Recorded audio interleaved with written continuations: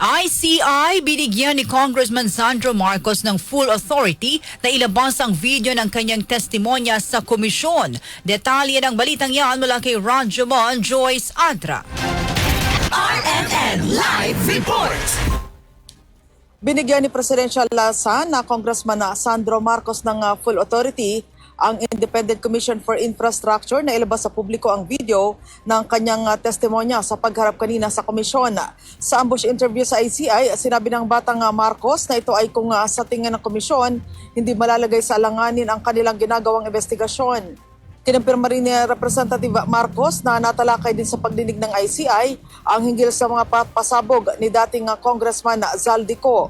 Kabilang din ang sinasabing utos ng Presidential Son na halos sa 51 billion pesos na halaga ng insertions sa national budgets para sa taong 2023 hanggang 2025. I have given the ICI full authority if they deem fit to release the video of my testimony. So again, I'm happy for them to do so if they believe that there is no information there that will jeopardize their investigation. Sir, yung allegations ni dating Congressman Zaldico, natalakay ba siya sa hearing niyo today? Yes po.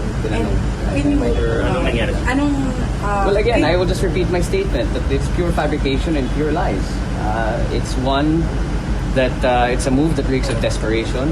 It's a political ploy, and I've already attributed it to attempts at destabilization of the government. Sir, is that at all possible? Yung scenario na sinasabi ni Kong na may 50 billion kang pati sa father mo na inutusan niya allegedly sila. Honestly, to my knowledge, no, it's not possible. Why? Why, sir? Because first of all, the executive has nothing to do with the legislative. And secondly, the allegations are untrue. I did not do any such a thing. Kung nakikita niyo po yung listahan, may mga project dyan sa Davao City nakalagay, nakalista sa Davao City. Alam naman natin sino nakatira doon. Ba't ba ako Nanindigan naman ang batang Marcos na wala siyang tinatago. Kasama mo sa DZXL Manila, Radyo Man Joyce Collantes, Adra, Tatak RMN.